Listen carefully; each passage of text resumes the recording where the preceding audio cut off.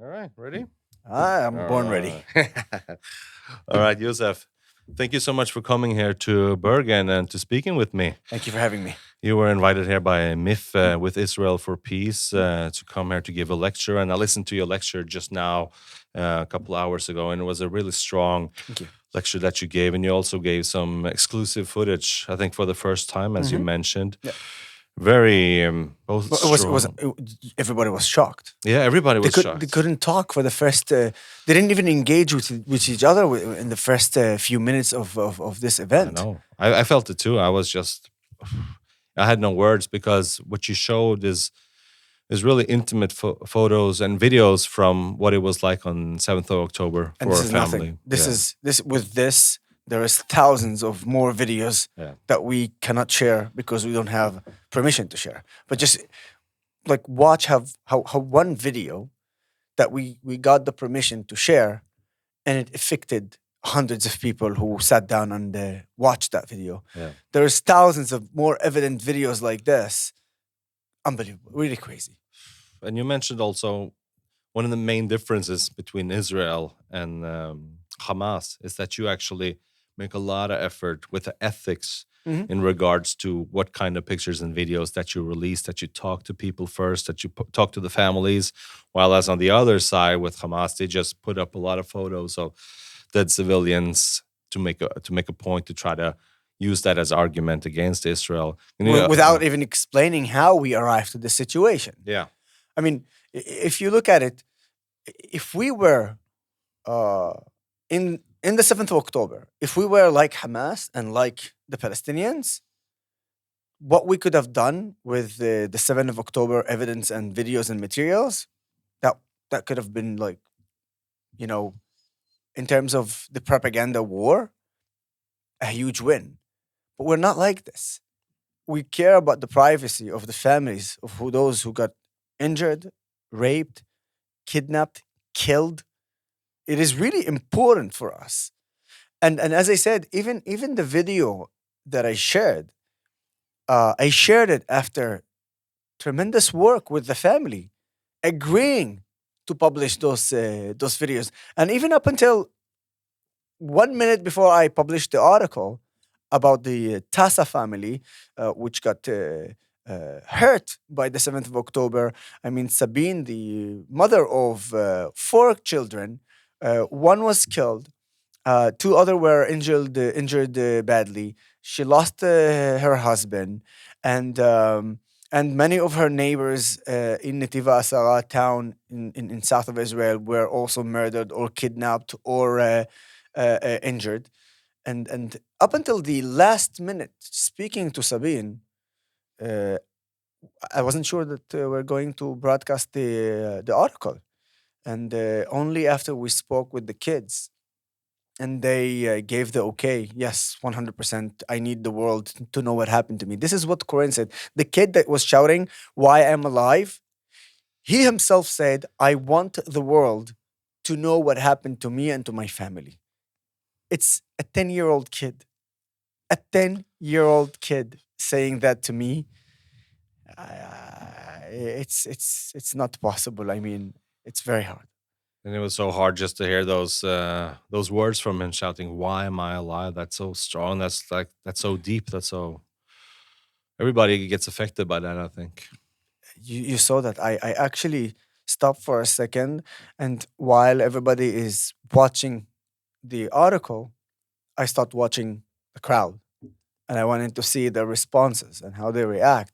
And when we arrived to that point where Corinne is shouting, "Why I am alive," and you can hear on his voice the that he's hurt, that he's in pain, and that he is desperate, and that there is no hope. And we need to understand that this kid just watched his dad dies in front of his eyes, and then two ugly monsters, terrorists, Hamas terrorists, took him and his brother with an eye outside. Obviously, if you saw, I blurred the footage of their faces in order to make it possible for everyone to actually watch it. Imagine what the kid went through in those moments. It's unprecedented. I'm telling you, I do not want to try. I cannot understand. No matter how much we try, and no matter how much I went to my life, I got injured very badly in Lebanon when I served in the army. But I will never ever be able to understand what this kid went through. It's impossible. It's like it feels. I'm a parent as well. I have two daughters, and it just breaks my heart to hear kids be involved in war like that. They shouldn't have been targeted at all. And that's what's so awful, I think, about Hamas. Not only do they not target IDF soldiers, that would be a separate thing, I think, if they went soldier to soldier, but they don't do that. They're so cowards to go directly towards civilians. And we need to differentiate between a couple of things. Yes. Because there's like even just is not just the attacking side. If even when they sort of we say defend themselves. Watch this, yeah. Have you noticed that during the last 15 months, I haven't seen even one single Hamas terrorist with the Hamas uniform. But once there's a ceasefire, suddenly all the Hamas are coming with their uniforms. So basically what you're doing here, and this is, by the way, this sentence that I'm about to tell you, I didn't thought about it. I heard it from Palestinians in Gaza. Okay? They are the ones who are saying what I'm about to say. And they're saying, funny, because for 15 months, Hamas took out their uniform when there was a war. But suddenly when there's a ceasefire, they put back their uniform? I thought it's supposed to be quite the opposite. When there's a war, you put your uniform and you go fight. And when there's a ceasefire, you take your uniform because there's no need to fight anymore. But they're doing the opposite. And they're doing the opposite because they're absolute cowards. Cowards. They know that if they go fight face to face with the IDF, they will be decimated. And that's why they commit war crimes by being civilians. And then what happened is, then the UN and even the Norwegian government will adopt the narrative of Hamas and saying, oh, 40,000, 50,000 civilians are killed. Oh, yeah, I wonder why none of them are combatants, you know? And add to that the fact that they say, oh, well, Israel is killing kids. You know, that 14, 15, 16 years old, 17 years old, up until 18 years old are considered to be kids, right? But you know that Hamas themselves publish their photos when Israel eliminates them as members of Hamas. So are they kids or members of Hamas? Huh? And if they're members of Hamas, why are they putting them on the list of kids? And if those civilians are civilians, then why Hamas is publishing about them as being part of Hamas? They're the one who's doing it every time someone from their terror organization gets eliminated. But no, it's all civilians. And the Western world is adopting the narrative of Hamas. Why is that happening, you think? Why are we adopting it so easily? Because you have a biased organizations against Israel. And I'm speaking about a lot of the human rights organizations, such as Amnesty International. And of course, you have the UN. You know how many times I spoke with the United Nations representatives and had a confrontation with them. And then I asked them, okay, where did you get the number 40,000 people died in Gaza by the IDF? And they said it's from the ministry, the health ministry of Gaza. And I said, who controls the health ministry in Gaza? Take a moment. Yes. Do you want me to help you? It's Hamas. It's the terrorist organization. It's an organization defined as a terrorist organization by the United States, by the UK, by a lot of European countries, and of course by Israel. And so what you're saying to me is Hamas is controlling the health ministry in Gaza. They are the ones who are sending them the numbers to the UN, and the UN is just adopting it. That's it. But when the IDF says that we eliminated at least 15,000 members of the terrorist organization Hamas, you do not take that in consideration. An army of a sovereign state, democratic state, recognized by the countries of the world, yet you decide to take the narrative of a terrorist organization. Now you tell me, yeah, based on that, if I should have any sort of respect to this organization that called the United Nations. I have zero respect to this organization. This is a corrupt organization that needs to be shut down, reboot, and make it all over again. This is the bottom line of it. And anyone who will try to convince me otherwise, I have tons of facts that I can back those facts with numbers and to show you how this organization is biased against one country in the world, because you take all the condemnations of all the countries, and we have countries like North Korea, Iran, Cuba, Venezuela, Syria under the Assad regime. Just recently, we've seen so many evidence of the atrocities that the Assad regime did. Yet if you combine all the condemnation that all the countries of the world got, and they still don't even match the condemnation that only one small country of 10 million people in the Middle East got from the UN. So if by now you're not convinced that the UN is biased against Israel, I have nothing. And this is what I want to say also.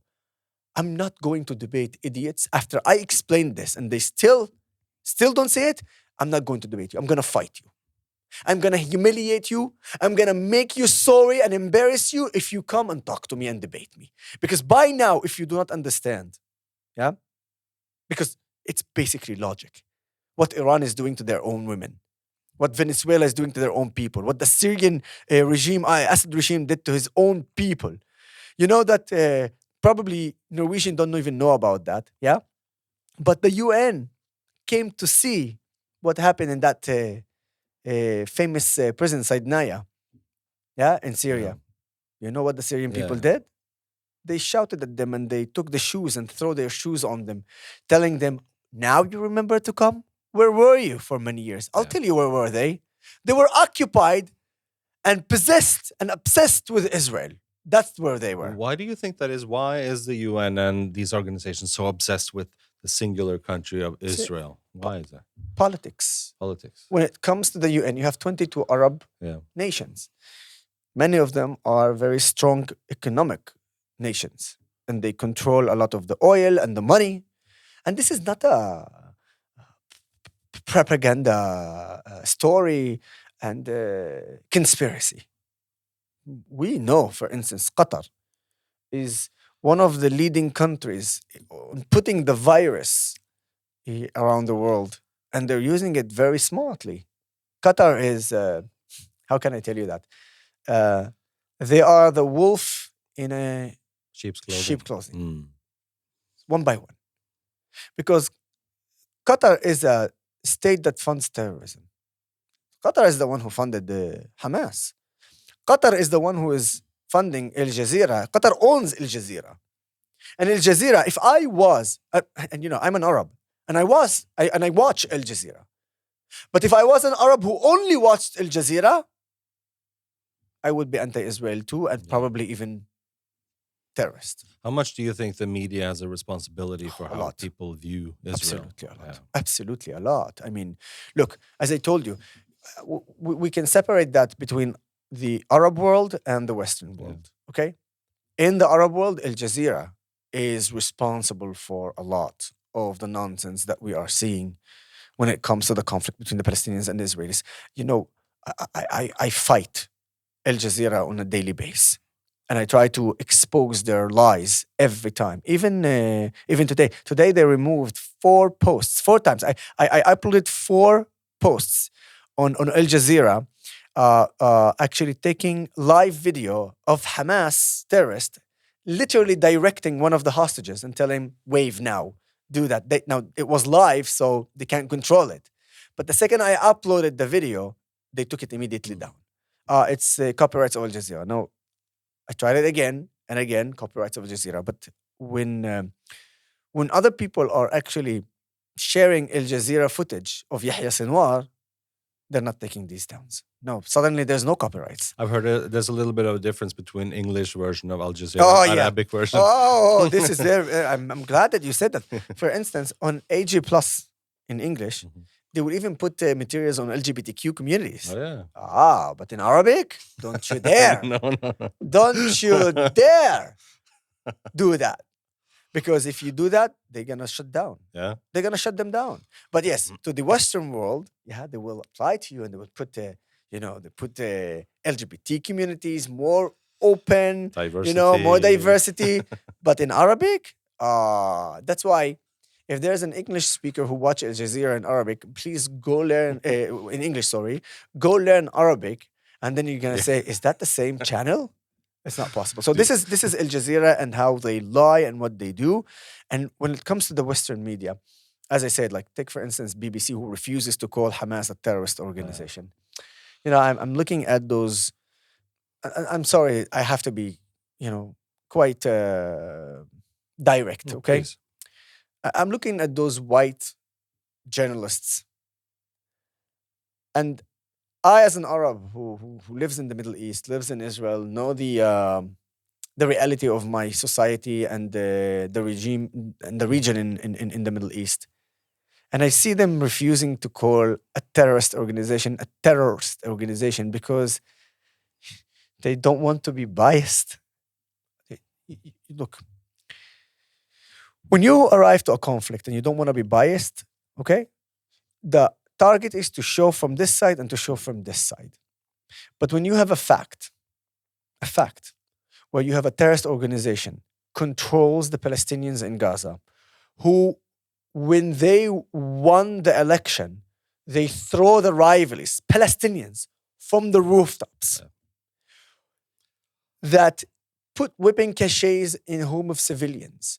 And this is Palestinians admitting it, civilians.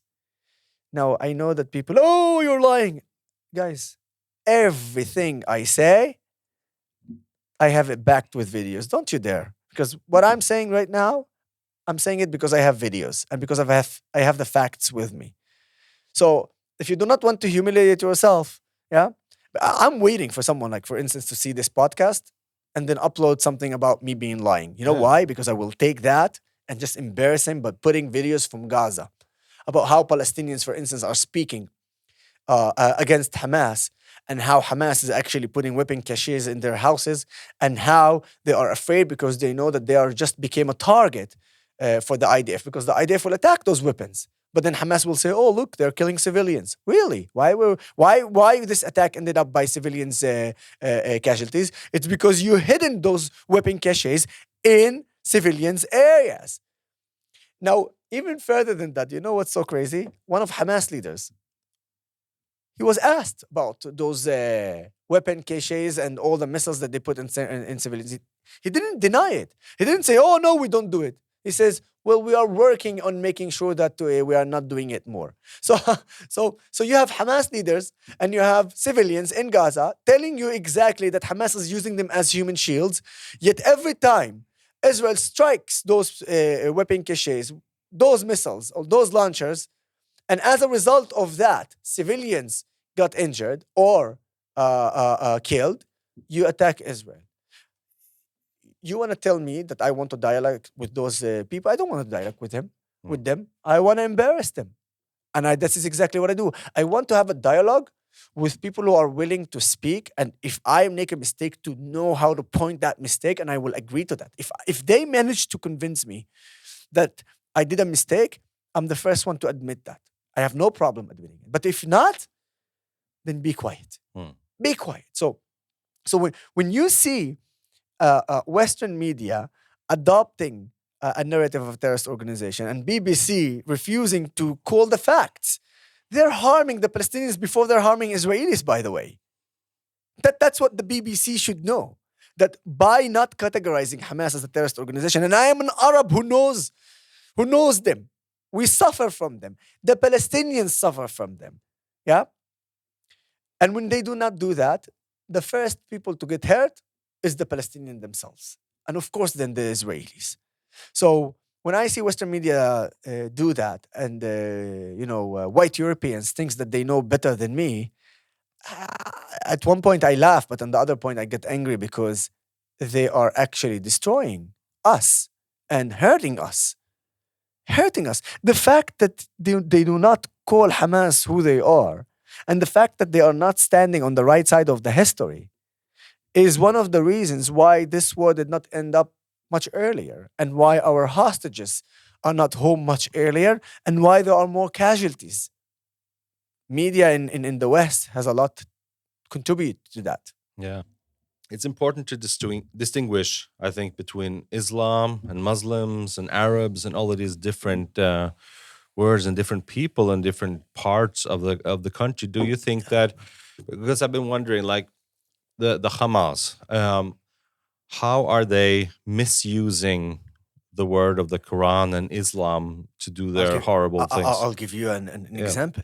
You know, in Islam, you're not even permitted to drink alcohol. Yeah. But in some way, they actually permitted them to take drugs on the 7th of October. So you can twist Islam as the way you like. But I can tell you, based on my experience with the Muslim community in Israel, amazing community. I live among the Muslim community in Nazareth. We Christians and Muslims live together in Nazareth. And the majority of us, we don't have a problem with each other. We love each other. We live side by side. In my building, majority of Muslims. Of course, you have extremists on all sides. Yeah? And we need to fight those extremists. But my problem is with the extremists. My problem is not with the majority of Jews. My problem is not with the majority of Christians, with Druze and the majority of Muslims. My problem is with the extremists in every community. And when you take a little bit of what's happening in Gaza, so the sheikh of Hamas permitted using drugs, and they even issued a statement about it. So they twisted in order to give it some, a stamp. Yes, according to our religion, if you are going right now onto this mission, you're even allowed to take drugs. And they were on coke. We know that. We have evidence that the terrorists of Hamas used drugs before they attack in order for them to be more aggressive and more crazy. But this is not only this. There's many things that radical people from the Muslim community, radicals, uses any phrase in the Quran to make it about their agenda and their use. Like the But- Khaybar Yes, Yahud, Khaybar Yahud. Of Mm. course, we're talking about how they're trying to again implement what happened hundreds of years ago when they killed the Jews and attacked them. But I have to tell you one more thing about this. I always say, and I think you heard it in my lecture. One of the things that we need to do is we must ensure that we never generalize Yes. any community and any religion and any Yes. people, because by doing so we are giving them the weapon to attack everything we stand for. Mm. Okay, so first of all, it is, as I said, the right thing to do. We must never generalize a people, community, whatever, or religion. And second, we must not do it in order for us to make sure that the extremists do not use it against us, because that's not what we will do.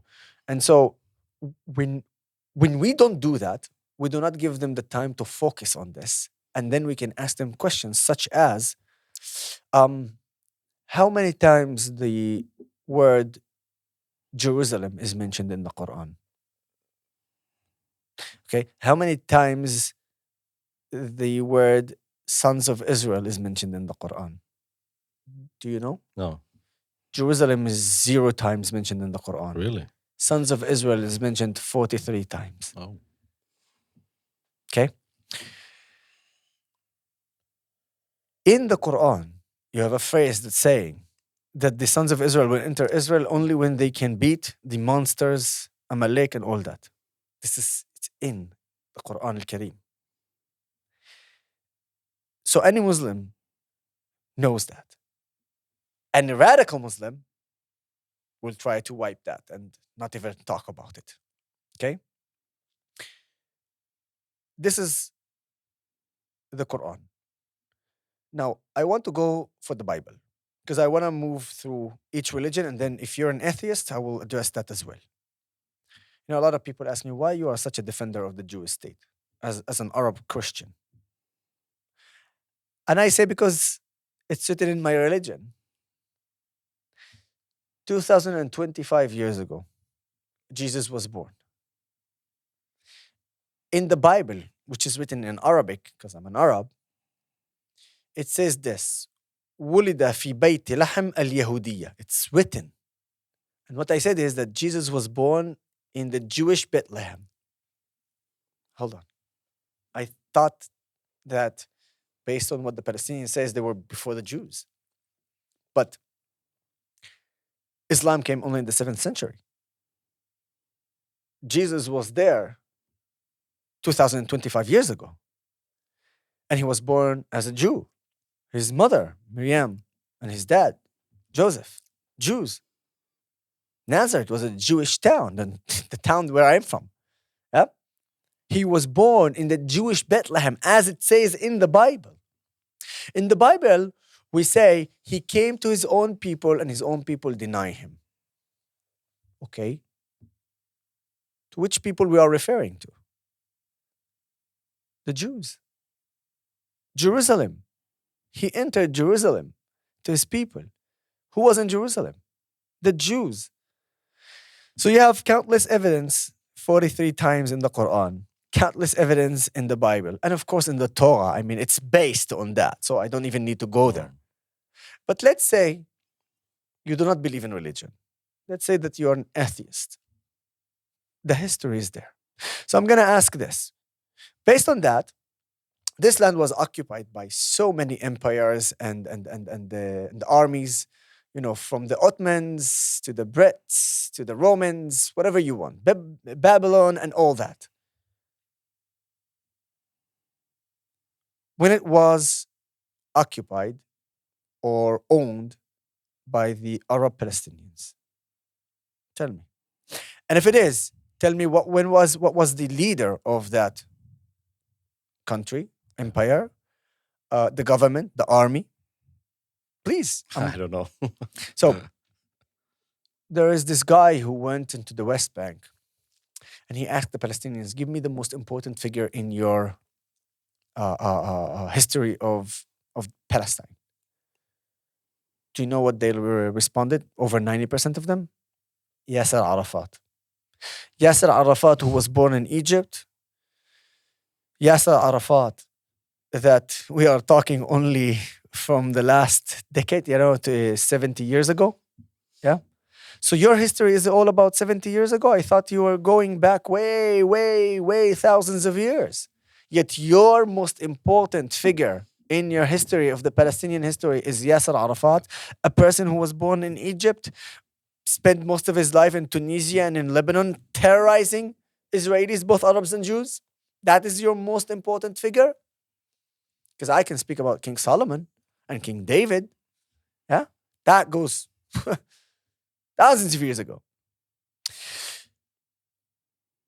So, based on that, the fact that they do not know, we arrive to modern history. And modern history says like this. The last empire to control this territory before the establishment of Israel, the state of Israel, it was the British Mandate. And during the British Mandate, there were Arabs and Jews living in that territory.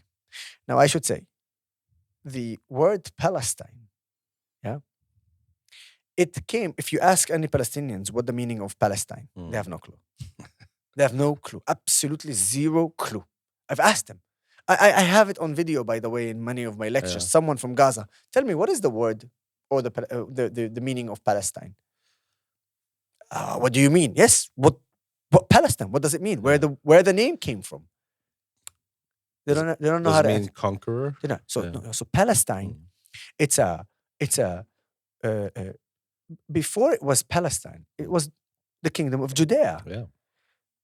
And after the Bar Kokhba rebel, the Romans, as a punishment measure, changed it to Palestine. At the beginning, it was Palestina, and it was meaning the cities on the shore, on the beach, such as Ashkelon, Gaza, Ashdod, all those cities, they got the name Palestine. Then after that, they extended it. That's the name. That's where the name is. It's a Roman name, not an Arab name. Yeah. Yeah. And then let's skip back after we understand why they call the region Palestine, Palestina. Yeah. If you jump and go back again to modern history, and just prior to 1948, the UN came with a resolution and a plan called the Partition Plan, which they divided the land between Arabs and Jews. Watch this. They never said Palestinians, Arabs and Jews. Yeah? Not Palestinians, because no one even referred to them as Palestinians. I'll even give you a really interesting story, personal story. My grandfather, he lived during that war. And he was living in a village called Jesh. Jesh, Gush Khalav, is a village on the borders, on the northern border of Israel to Lebanon and Syria. And when the war broke, yeah, the Arab leaders from Lebanon and the Arab leaders from Syria told my grandfather and the other leaders of the village, evacuate. Go towards Lebanon or towards Syria, okay? We will win the war and you will get back to your lands. My grandfather said, no, I'm staying in my land, and if the IDF arrives, I am going to tell them, this is our land, we're not going to fight you, but we're not getting out of our land. They said, they will kill you, they will murder you. I said, I'm not leaving my land. And truly, the IDF entered Jesh, Gush Khalav, and until today, we have our lands. And I'm not saying that, really bad things happened during the war on both sides. It's a war. At 1948 even. I understand that. Everybody understands that. Nobody denies that. But it is a war. Yeah? And specifically to the story of my family kept their lands like other families in the area. We did not fight the IDF. And then later we become part of Israel, citizen of Israel. And until today, I thank God by that, because I actually live in the only democracy in the Middle East. Now, just to go back again, after, we said the partition plan. Partition plan was a plan to split the land between the Jews and the Arabs.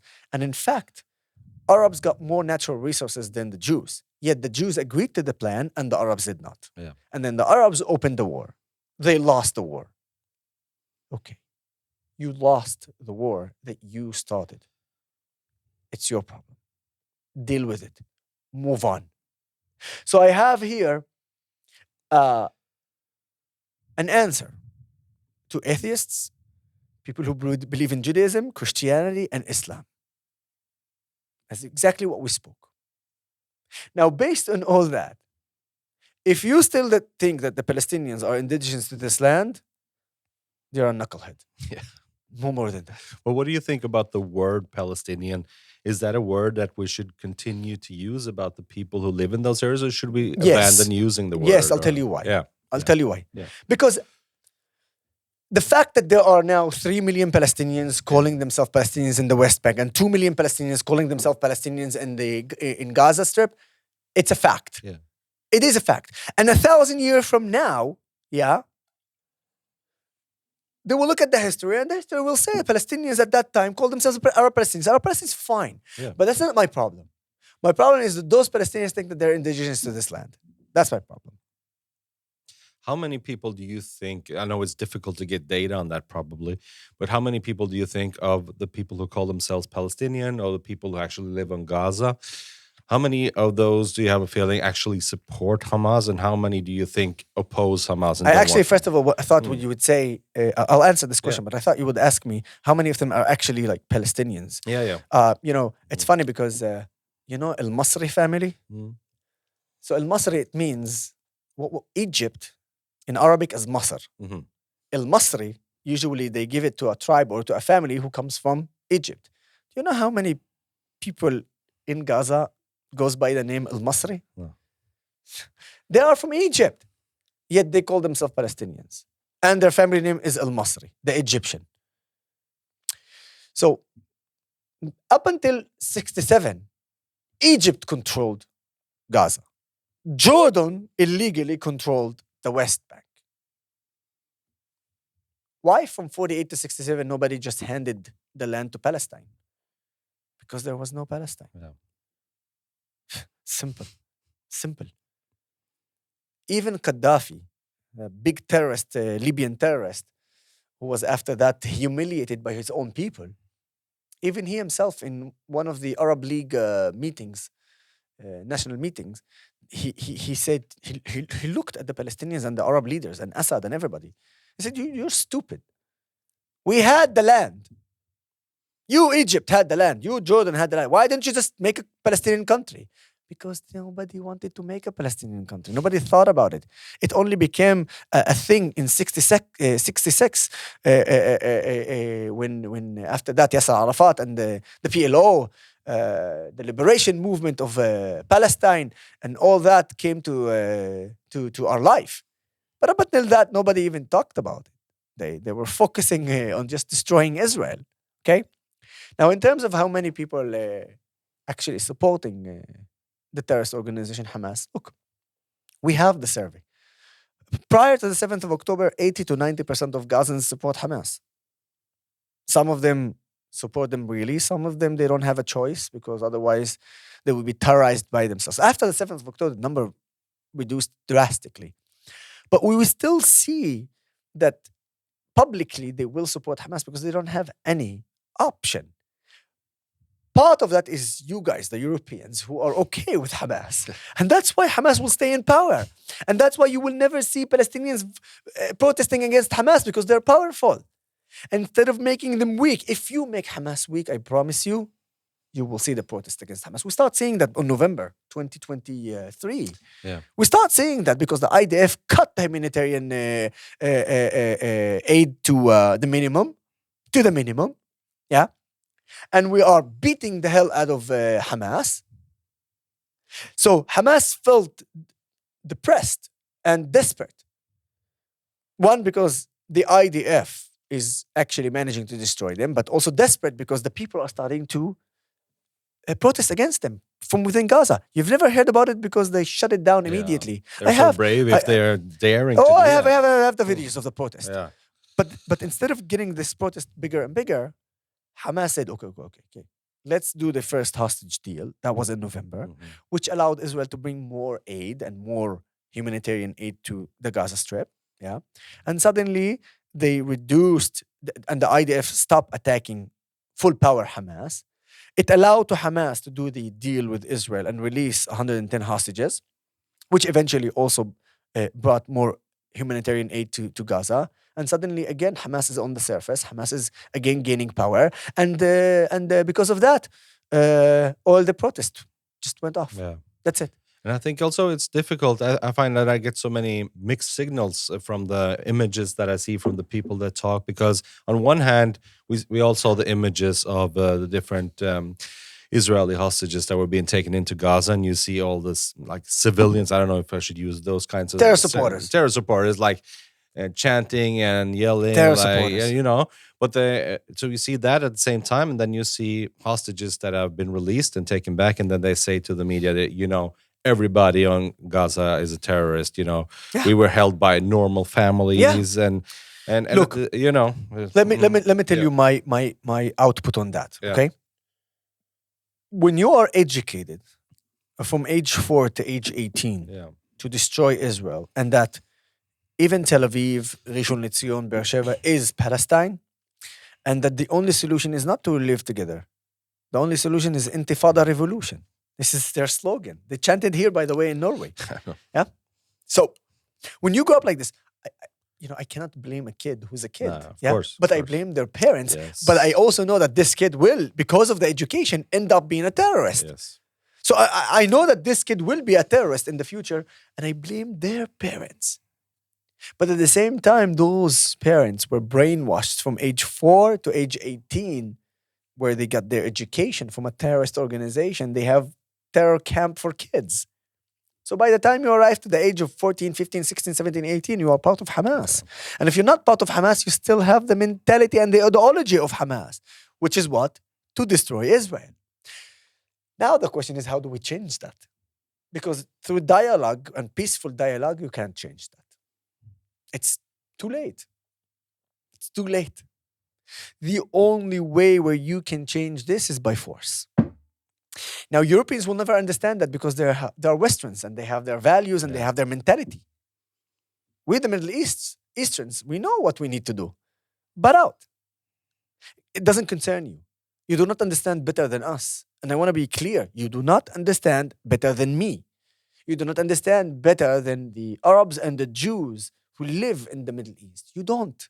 If you think you understand better than us, you don't. Stay out. It's not your conflict. You have no idea what you are talking about. We know what we're talking about because we experience it and we know the mentality. I know the mentality because this is who I am as well. As an Arab from the Middle East.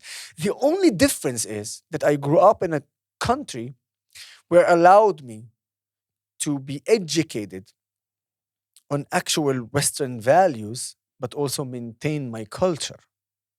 I'm proud to be an Arab. I'm proud to be an Israeli. I'm proud to be Christian. My dear friend from school, he's proud to be an Arab. He's proud to be an Israeli, and he's proud to be a Muslim. Other friend is proud to be an Arab, proud to be an Israeli, proud to be a Druze. We know our life, and we know the ups and downs that we have in Israel, the advantages and disadvantages, the positive things, the negative things. We all know, and we know how to deal with it. Have you ever had an opportunity to speak with someone who actually has that kind of Hamas ideology and believes that Israel should be destroyed? Have you ever had a one-on-one to speak to that kind of person? Well, usually it ends in either they shout and run away while they're cursing because they cannot handle the truth and they cannot debate me, or, which happened quite a lot, where after few days where it sink whatever I said, then they contact me on social media and said, okay, listen, I start searching more and, I kind of get it now. One of the stories actually that I don't know if, he's not a supporter of Hamas, but he was definitely anti-Israel. And I had a debate in Oxford University. Yeah, I saw it. And it was a very important debate. Here is something, by the way. The debate was about this house believed that Israel is committing genocide and also an apartheid state. That was the theme of the debate. When me and the group of amazing speakers from the Israel side, we arrived, we were four speakers on the side of Israel. By the way, two of us are Arabs. Me and Mus'ab, Natasha, she's an amazing lawyer, Jonathan, amazing journalist.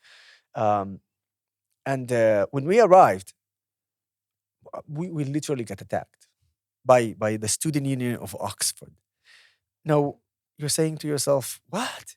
What happened to the classic Oxford University? Yeah, let me tell you, it's occupied. Yeah. It's occupied. 90% of the people who were there from the student union of Oxford, I spoke Arabic with them. They're not Brits. This is not the classic Oxford that you used to know. The president, Egyptian. His deputy, Lebanese. Do you know who's investing in Oxford? Qatar. Millions and millions of dollars. Are you making all the dots now and the connections? Oxford is being occupied. So when we arrived, we knew from the beginning that the debate is it's a lost case. We know that we are losing the debate in terms of the vote. The majority of Middle Easterns there, of course, are biased. We didn't go there knowing that we are fighting to win the debate. Even before it started, we knew the result. But we arrived there for two reasons. The first reason is to show those anti-Israel terror supporters in Oxford from the Middle East, majority of them, that we're not afraid. We will come, we will look you dead in the eye, and we will tell you that you are terror supporters and liars. And I will show you why. And the second thing is because what happened after. Because all this is videotaped. And I was waiting for it to go on YouTube. And surely, once it was on YouTube, it made a huge fuss. A lot of people shared my speech there, to the extent where an anti-Israel person with really Israel videos. He would make such a terrible and horrific videos against Israel. He came and he said, I changed my opinion. Among the other things that made me certain to change my opinion is a speech that he heard from an Arab Israeli in Oxford. It's possible to change people's mind, even the radical ones. In Islam, do you think that is anti-Semitism a part of Islam? Look, you have right now Muslims fighting in the IDF, fighting Hamas. This is exactly the problem when it comes to Westerns who are actually stand with Israel. That's the problem. You do not generalize. Do not even go there. Do not speak about Islam. Speak about the radical Muslims. Okay? Don't even go there because this is exactly what they want. Yeah. The second you speak about Islam and not the radical Muslims, you're lost. Because they're going to take it and they're going to milk it. And they're going to make it about all Islamophobia and how you're Islamophobe. And they're going to show you who they are not. They're going to show you the majority of Muslims who are actually peaceful.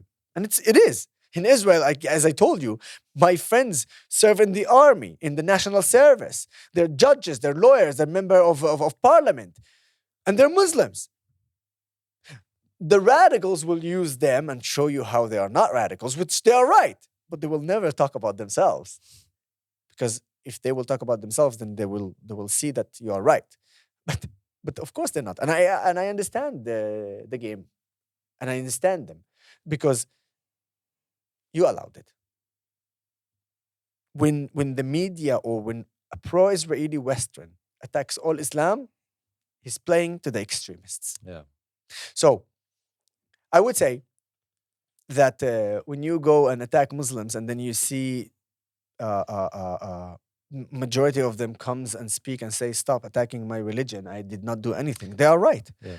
But also them, they are afraid of the extremists. That's why they will never even mention the extremists. They will talk about themselves and they will be right. But they will never ever talk about the extremists because they're afraid of them. And if they speak about them, then they are collaborators. And they don't want that. And they don't want to put their family in jeopardy. Yeah. I put my family in jeopardy because of how I speak and what I do. Yeah? Because those extremists will attack you. Not the majority of Muslims, Christians, and Druze and Jews. No. The extremists of all those communities are the one who's attacking me and my family and my friends. Are they attacking you even more because you're Arab? Of course. Yeah. Absolutely.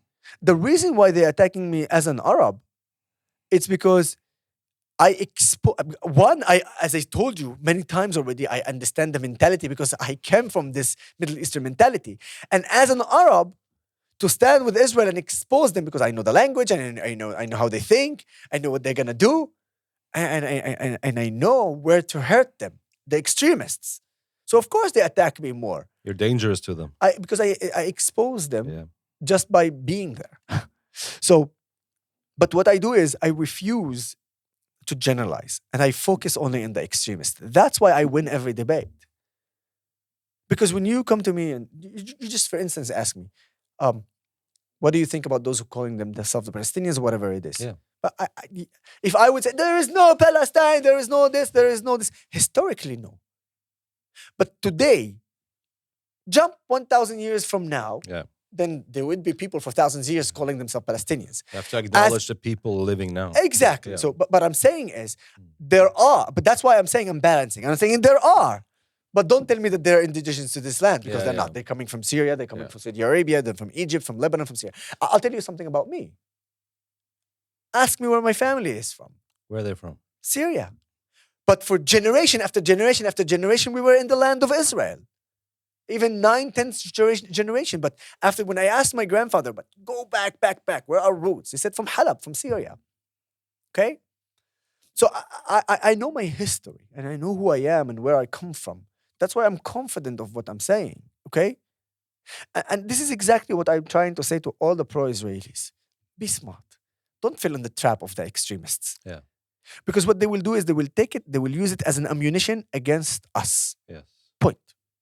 The 7th of October attack that Hamas committed, what do you think was the essence of that? What was it about? What is it about the land that they want to take from the Israelis? Was it about anti-Semitism? Was it about just terrorism in general? What do you think is the essence of why they did that? The charters of Hamas says destruction of the state of Israel. No more than that. They Why do they want to do that? Because for them, they believe that there is no such thing as Israel. There's no such thing as Jews in here, in this land. It's all from the river to the sea, only theirs. Yeah. The reality is that from the river to the sea, there's actually no Palestine. You know what? This is a very good question, even. You know what the anti-Israeli like to use? They use a coin that says on it Palestine. No. But you know what they didn't even notice? That there is in Brentus, there is Aleph Yud on the same coin. You know what the Aleph Yud stands for? Eretz Yisrael. Yeah. Israeli land. On the same coin that they called, oh, watch, this is Palestine, it's written Israeli land. They also show a clip from Israel, from Palestine versus Australia back in 1942. What they didn't tell you is that on the t-shirt of Palestine, it's the Maccabi symbol, a Jewish symbol. And that the team that was played there, it was composed from Maccabi Tel Aviv players, Jewish players. So for the Palestinian team, Jews were playing. And it was called Palestine as a region of Palestine, not as a country. Because back then the British were the controlled. So they're putting Palestine versus Australia, 1942, but all the players are Jews. And then they're showing you Palestinian Airways, owned by a Jew. Palestine Post, which is today the Jerusalem Post, owned and created by a Jew. Okay? So I guess what I'm trying to say is they took the word Palestine as a region and they make it as if it's an Arab country. Yeah. It's not. It was never an Arab country. Any history book will tell you that. But then the world, and also Israel, and this is my criticism, adopted that and went with that narrative. Yeah. I refuse to go with that narrative. Now, that doesn't mean, as I said, that there isn't today 3 million people define themselves as Palestinians. Several Arabs. things can be true at the same time. Yes, exactly. Exactly. Thank you very much. You said it in the most precise way. Several things can be true at the same time. There was no Palestine prior, but today there are people who calling themselves Palestinians. Yes. Fine. It's all good. Yes. But in order for us to promote actual peace, we need to say the history and we need to point the facts. Yeah. Otherwise, they will live. Why the Palestinians are so into this? Because Westerns are accepting and agreeing on a false history. How sad it is. They're creating more death and more problems for us Westerns. Do you know personally people from Palestine or Palestinians or people from Gaza? Have you talked to them? What's it like talking to them about this? Well, first of all, those who I know, mm-hmm. They follow me and they actually love my work. That's good. And they are taking a lot of personal danger by contacting me because I can tell you that Hamas threatened me many times. Wow. and they uploaded fake news on me on their media and their social media. Funny because back on the first week of the 7th of October, when I got very famous speaking about the war, Hamas uploaded a photo of me in their Telegram channel called Gaza Now with over 3 million followers, and they tried to make it look like I was part of Hamas and part of the 7th of October, and that they shouldn't believe. And they are like talking to the Israeli people and telling them, "Don't believe him; he's part of us." And I said, "How stupid are you guys? I'm like the best assets for you guys, and then you reveal me, you know." But very soon they realized that the Israeli society are like literally laughing about them for publishing something like this, and they deleted it. But I did screenshot it, so I still have it until today, and it will be a memory forever. Have you been to Gaza yourself? Of course. Yeah. What's it like there? Well, I've been in Gaza, obviously, in the last year a couple of times. Yeah. Everything is destroyed, and everything is destroyed because of Hamas. Almost every house, I saw a tunnel. UNRWA school, I saw a tunnel. In UNRWA school, I saw weapon caches. I filmed it. Hamas destroyed Gaza. It's total destruction there. Hamas destroyed it. Were you there before October 7th? No. You can't. Israelis are not allowed to enter Gaza. Absolutely. You can go. Yeah. You don't come out. You have Hisham Said and Avra Mengistu who entered, one by mistake and one because has a bit of a problems, and they eventually ended up but never came back. Hamas abducted them and took them. So you can go, but you're not gonna go out. It's a one-way ticket. It's a one-way ticket. But what does it mean for you to? I don't have a problem to send that ticket to some of the LGBT communities who support Palestinians. Go. That would be please support them. Go ahead. I want you to go there. A rooftop party. No. Yeah. But what does it mean for you to be an Israeli? The identity of being an Israeli. What is that to you? Freedom of speech, democracy, the ability to speak out loud about problems that we have without feeling that I am going to be killed or I don't know, tortured. I love my country. I really love my country. And I think, I always sort of joke about the fact that if the Arabs would have agreed to the partition plan, Nazareth would have been part of Palestine. So I'm like, thank God you did not agree. Because I don't want to live under leaders like the Palestinian Authority and like Hamas. I'm lucky. And the 2 million Arab Israelis living in Israel are lucky. Lucky. And while we have problems like any other country in the world, I'm still thankful to the fact that I'm part of Israel. And I'm still thankful that I have the ability to criticize my own government, to protest when it needed, and to try to fix the problems together. I will say again, my country is not perfect. But if you give me an option between my country to any other country in the Middle East, I will always choose my country. Always. I have to ask you about apartheid as well, because that's, especially here in Norway, people are so crazy with that expression. You know, I live in Oslo, capital of Norway, and we have this crazy committee there called the Palestinian Committee, and they want, their agenda now is to make the whole of Oslo an apartheid-free zone.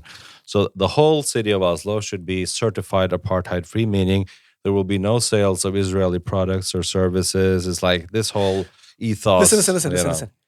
You know what's so stupid? That the Norwegian do not know even one single information about who are the first to be hurt from this boycott. The Palestinians themselves. You know, I hope I'm right in terms of dates, because I really like to be right on the points and on the facts. Let's do it like this. A few years ago, I believe it was in 2020, 2021, I believe, the UN made a blacklist. Okay?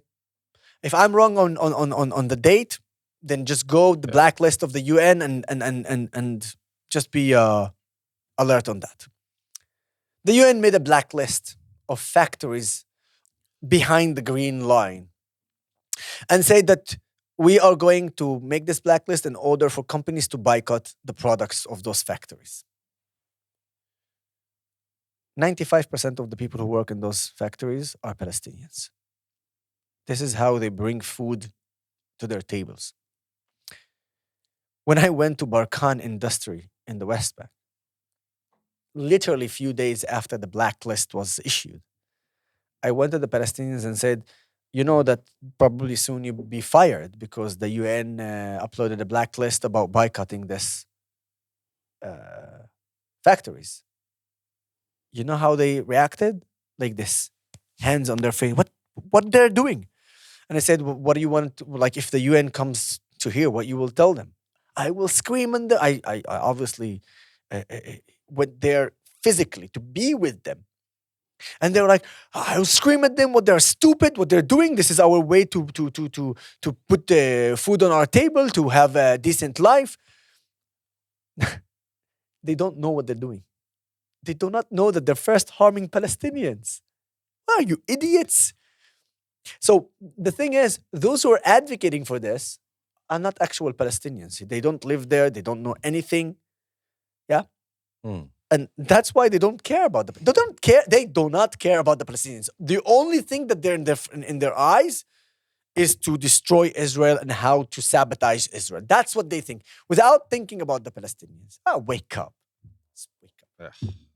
It's crazy. What, you know what I think? I think it's just about people identifying with that kind of seeing the world through this black and white lens, seeing the oppressor and the oppressed, which they believe is the oppressed, right? And then identifying with it. I feel oppressed too, so I'm going to root for that The team. victimhood. Victimhood mentality, right?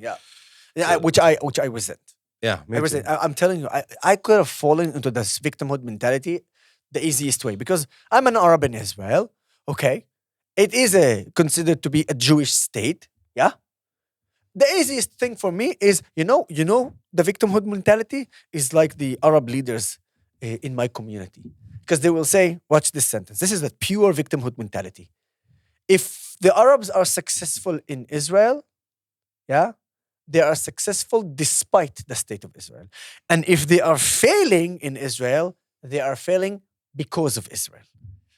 This is an absolute and accurate way to describe the victim mentality of our leaders in our community. I resent that. I hate that. I think it's pathetic, and I will fight that. The simple fact is, today I'm one of the most known people in Israel, and I've managed to be successful by staying true to myself, the people who follow me, and the people who agree with my ideology, both from the Arab society and the Jewish society, and to the fact that when there are topics to criticize my country, I do it. When it's time to fight anti-Semitism, I fight. When it's time to fight racism, I fight. And when it's time to defend my country, I'll defend my country. And that's why I got so much respect from the Israeli society, both Arabs and Jews. And that's why extremists from both sides, minorities, they're attacking me even more. Well, guess what? Just like those extremists who came today to my lecture to protest against me, also the extremists in Israel are only making me stronger and stronger, and making me more believe that I must continue until the end, because this is the only way to stop them. So that's what I'm going to do. Yosef, thank you so much for your time today, and thank you for doing what you're doing and standing up and being brave like that, and for spending your time in life fighting for this, fighting for the truth. And I wish you the best of luck in Am Israel Chai. Shukran, Habibi. Thank you very much. Am Israel Chai. Amazing.